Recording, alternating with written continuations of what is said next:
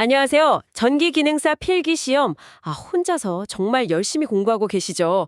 여러분만을 위한 그런 맞춤 학습 시간 지금부터 시작합니다. 오늘은 많은 분들이 이거 정말 헷갈린다. 이렇게 말씀하시는 외율 계산 문제. 이걸 좀 집중적으로 파헤쳐 볼 겁니다. 네, 외율 중요하죠. 특히 저희가 참고한 자료 바로 전기기능사 AI 학습 노트 네이버 블로그 포스팅에 나왔던 그 핵심 기출 문제를 가지고 왔거든요. 이 외율 계산 공식은 어떻게 생겼고 또 실제 문제에서는 이걸 어떻게 적용해서 답을 찾아내야 하는지 그 실전 풀이 과정을 정말 단계별로 명확하게 짚어드릴게요. 오늘 이 시간의 학습 목표는 아주 명확합니다. 외율 계산 문제. 이거 더 이상 두렵지 않게 만드는 것. 그렇죠. 자신감을 갖는 게 중요합니다. 이 시간을 통해서 여러분은 겉보기엔 좀 복잡해 보여도 이 외율 문제의 핵심 원리를 딱 꿰뚫고 자신 있게 정답을 고를 수 있는 능력, 그걸 갖추게 되실 겁니다. 자, 그럼 시간 아깝지요? 바로 문제부터 만나보겠습니다. 네이버 블로그 전기기능사 AI 학습 노트에서도 강조했던 바로 그 기출 문제입니다. 들어보세요. 기본파의 3%인 제3고조파와 4%인 제5고조파, 1%인 제7고조파를 포함하는 전압파의 외율은 보기는 1, 약 2.7%, 2, 약 5.1%, 3, 약 7.7%, 4, 약 14.1% 이렇게 주어졌습니다. 딱 보면 숫자들이 퍼센트로 나와 있어서 조금 당황스러울 수 있어요. 그렇죠? 네, 맞습니다. 이게 딱 보면 퍼센트네 하고 좀 막막할 수 있는데 이 문제는 전기 이론, 특히 교류 회로에서 아주 중요한 개념이죠. 외율 또는 총고조파 왜곡률, THD라고도 부르는 거. 이걸 계산하는 능력을 평가하는 문제입니다. 외율이라는 건요. 우리가 전기를 사용할 때 가장 이상적으로 생각하는 거 있잖아요. 아주 깨끗한 사인파 형태의 교류 전압이나 전류 파형. 이걸 기본파, 펀더멘털 웨이브라고 하는데 실제 파형이 이 기본파에서 얼마나 벗어나 있는지, 그러니까 얼마나 찌그러져 있는지를 나타내는 수치적인 척도라고 할 수 있습니다. 찌그러진 정도를 숫자로 보여주는 거군요. 네, 그렇죠. 좀 더 쉽게 비유하자면 오케스트라 연주에서 기본 멜로디, 이게 기본파라고 치면 그 외에 불필요한 잡음들, 이게 고조파거든요. 이 잡음, 고조파가 얼마나 섞여 있는지를 나타내는 지표 같은 거죠. 이 고조파, 하모닉스라는 불청객 성분들이 많을수록 파형은 원래의 그 예쁜 사인파 모양에서 점점 멀어지고 외율값은 커지게 됩니다. 그러니까 이게 파형의 품질을 나타내는 지표인 셈이죠. 품질 지표. 흥미로운데요? 네, 전기기능사 시험을 준비하신다면 이 외율을 구하는 기본 공식은 꼭 알고 계셔야 하는데요. 정의는 이렇습니다. 파형에 포함된 모든 고조파 성분들, 제3고조파, 제5고조파 이런 것들의 실효값, V3, V5, V7 이런 것들을 각각 제곱해서요. 이걸 모두 더합니다. 그리고 이 합계의 제곱근을 취한 값을 기준이 되는 기본파 성분 V1의 실효값으로 나눠주는 겁니다. 수식으로 표현하면 다음과 같습니다. TH 이퀄 루트 V3 제곱 플러스 V5 제곱 플러스 V7 제곱 플러스 똥똥똥 V1. 여기서 V1, V3, V5, V7 등은 각각 기본파, 제3고조파, 제5고조파, 제7고조파 전압 또는 전류일 수도 있고요. 그것의 실효값을 의미합니다. 공식을 보니까 루트 안에 각 고조파 전압 제곱의 합이 있고 이 전체를 기본파 전압 V1으로 나눠주는 형제군요. 실효값 기준으로 계산하는 거고요. 그런데 말씀하신 것처럼 이번 문제는 V3, V5, V7 같은 그런 구체적인 전압값을 예를 들어 3V, 5V 이렇게 알려준 게 아니라 기본파의 몇 %라는 상대적인 크기 정보만 주어졌어요. 제3고조파는 기본파의 3%, 제5고조파는 4%, 제7고조파는 1%라고요. 이런 경우에는 이 기본 공식을 어떻게 활용해야 할까요? 여기서 많은 분들이 딱 막히실 것 같아요. 이게 바로 실전 문제풀이의 핵심 아니겠습니까? 그렇죠. 정확하게 보셨습니다. 바로 이 지점이 수험생들이 가장 혼란스러워하는 부분이고 또 출제자가 이걸 정말 이해했는지 확인하고 싶어하는 핵심 포인트입니다. 하지만 너무 걱정 마세요. 사실 이건 문제를 더 어렵게 만드는 함정이 아니고요. 오히려 계산을 훨씬 간편하게 만들어주는 아주 친절한 힌트입니다. 힌트라고요? 네, 왜 그런지 제가 차근차근 풀어보죠. 문제에서 제3고조파가 기본파의 3%라고 한 것은 이걸 수학적으로 표현하면요. 제3고조파의 전압 V3가 기분파 전압 V1의 0.03배라는 의미입니다. 즉 V3 equal 0.03 곱하기 V1이죠. 간단하게 백분율을 소수로 바꾼 겁니다. 3%는 0.03이니까요. 아, 퍼센트를 그냥 소수로 바꾼 거. 네, 같은 방식으로 제5구조파가 4%라는 것은 V5 equal 0.04 곱하기 V1, 제7구조파가 1%라는 것은 V7 equal 0.01 곱하기 V1이라는 뜻입니다. 쉽죠? 네네, 거기까지는 알겠어요. 자, 이 관계식을 살짝 변형해 볼까요?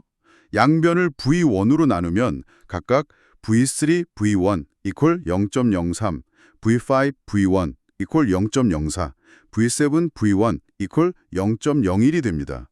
이제 아까 봤던 기본 외율 공식 THH equal 루트 V3 제곱 플러스 V5 제곱 플러스 V7 제곱 플러스 V1을 다시 한번 떠올려 보세요. 이 공식의 분모에 있는 V1 있잖아요. 이걸 루트 안으로 집어넣을 수 있습니다. 루트 안으로 들어가면 제곱이 되니까 루트 안의 각 항을 V1 제곱으로 나눠주면 되겠죠. 아, V1을 루트 안으로 넣으면서 제곱으로 만든다. 네, 맞아요. 그러면 공식은 이렇게 변형됩니다. THH equal 루트 V3 V1의 제곱 플러스 V5 V1의 제곱 플러스 V7 V1의 제곱 플러스 오, 이제 왜 계산이 간편해지는지 명확히 보이실 겁니다.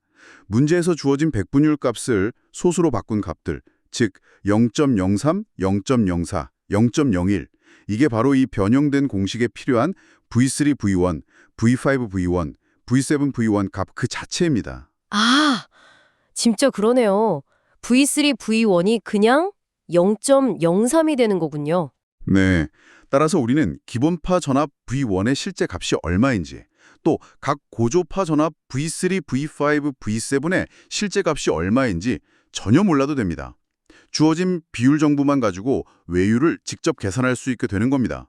이것이 핵심이에요. 외율이라는 것 자체가 결국 기본파 대비 고조파의 상대적인 크기를 묻는 것이기 때문에 그 상대적인 비율만 알면 계산이 가능하다는 거죠. 이런 이유로 시험에서는 절대적인 값 대신에 이렇게 퍼센트 형태로 주어지는 경우가 많습니다. 수험생이 이 개념을 이해하고 공식을 변형해서 적용할 수 있는지를 확인하는 거죠.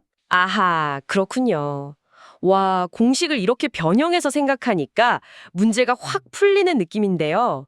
기본파 전압 V1 값을 몰라도 각 고조파가 기본파의 몇 %인지만 알면 외율을 구할 수 있다니? 이거 정말 중요한 포인트네요. 네, 아주 중요한 포인트입니다. 그럼 이제 우리가 할 일은 명확해졌습니다.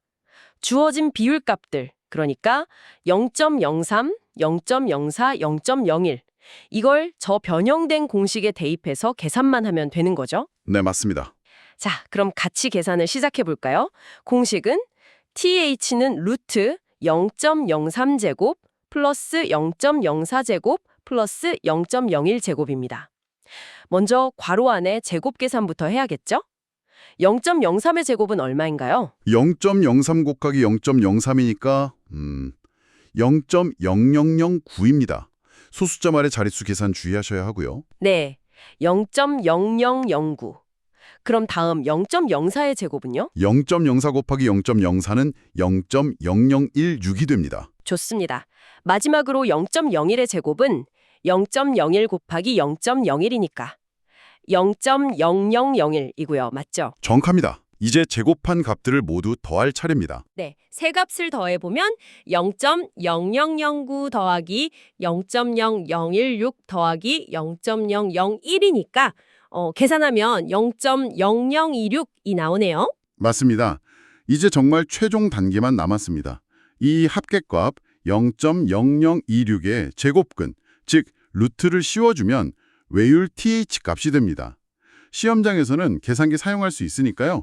루트 0.0026을 계산기로 계산하면 됩니다. 한번 눌러보면 대략 0.059501951 뭐 이렇게 나올 겁니다.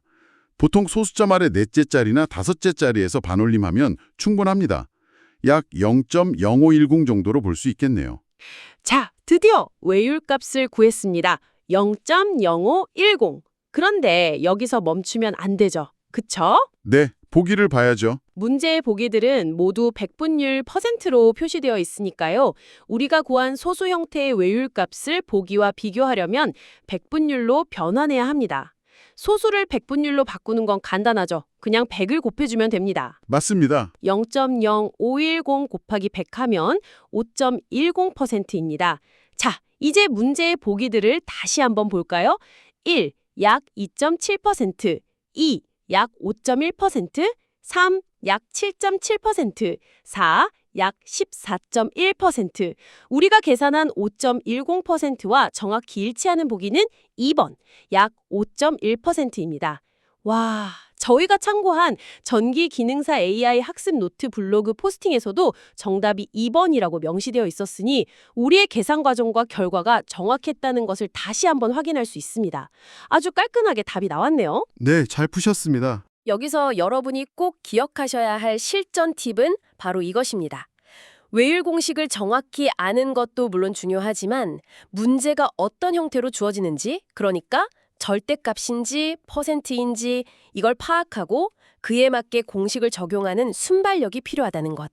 특히 고조파 크기가 %로 주어졌을 때는 당황하지 마시고 그 값을 소수로 바꿔서 VM, V1 자리에 바로 대입하는 이 변형된 공식, 이걸 사용하는 것이 시간을 절약하고 실수를 줄이는 핵심 전략입니다. 맞습니다. 이게 바로 시험장에서 정답을 맞히는 기술이죠. 그렇죠. 네, 이 외율 기사 문제는 전기기능사 필기시험에서 정말 꾸준히 출제되는 유형이고요. 배점도 무시할 수 없기 때문에 확실하게 자기 것으로 만들어두는 것이 합격에 큰 도움이 됩니다. 그런데 잠깐, 단순히 시험 점수 때문만이 아니라요. 이 외율이라는 개념이 실제 전기 현장에서 왜 그렇게 중요하게 다뤄지는지 그 배경을 잠시 살펴보는 것도 여러분의 이해를 깊게 하는 데 도움이 될 것 같습니다. 아, 네, 그것도 중요하겠네요. 왜 배우는지 알아야죠. 그렇죠. 앞서 고조파를 불필요한 잡음에 비유했는데요. 이 잡음들이 실제로 우리 전기 시스템에 여러 가지 문제를 일으킵니다. 예를 들어서 전력선이나 변압기 같은 설비에 고조파 전류가 흐르면요. 정상적인 전류 외에 추가적인 열이 발생합니다. 이걸 고조파 손실이라고 하는데 이게 심해지면 설비가 과열돼서 수명이 단축되거나 최악의 경우 화재로 이뤄질 수도 있습니다. 에너지 효율이 떨어지는 것은 물론이고요. 아, 그냥 찌그러진 파형인 줄 알았는데 열도 나고 위험할 수도 있군요. 네, 그렇습니다. 또 요즘 많이 사용하는 정밀한 전자기기들 있잖아요. 예를 들어 컴퓨터, 통신장비, 의료기기 같은 것들. 이런 기기들은 아주 깨끗한 전원 파형을 요구하는데 고조파가 많은, 즉 왜곡된 전원이 공급되면 오작동을 일으키거나 고장날 확률이 높아집니다. 그리고 전동기, 모터에서는 소음이나 진동이 커지는 원인이 되기도 하고요. 또 보호 계전기가 불필요하게 동작하는 원인이 되기도 합니다. 정말 여러 가지 문제를 일으키네요. 네, 그래서 안정적이고 효율적인 전력 공급과 전기 설비 보호를 위해서는 이 고조파를 억제하고 그 총량을 나타내는 지표인 외율, THD를 일정 기준치 이하로 관리하는 것이 매우 중요합니다. 우리가 방금 계산한 그 수치가 실제 전력 품질 관리의 핵심 지표로 사용된다는 거죠. 이론과 실제가 이렇게 딱 연결되는 겁니다. 와, 설명을 들으니 왜 이 외율 계산이 중요한지 정말 와닿네요. 자, 오늘 다룬 내용의 핵심, 놓치면 안 될 포인트들을 다시 한번 짚어볼까요? 전기기능사 필기시험 단골 문제, 외율계산법을 전기기능사 AI 학습 노트 블로그의 기출문제를 통해 파헤쳐봤습니다. 첫째, 외율 THD는 기본파 대비 전체 고조파 성분의 시료값 크기 비율, 즉 파형의 찌그러짐 정도를 나타내는 지표라는 것. 네, 파형의 품질이죠.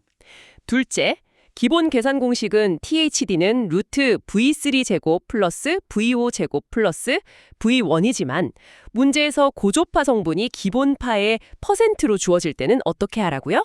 THD는 루트 가로 V3 V1의 제곱 플러스 가로 V5 V1의 제곱 플러스 형태로 변형해서 주어진 비율, 그가 소수로 변환해서 바로 대입하면 훨씬 쉽고 빠르게 계산할 수 있다는 것. 그쵸. 이 두 가지를 머릿속에 확실히 넣어두셔야 합니다.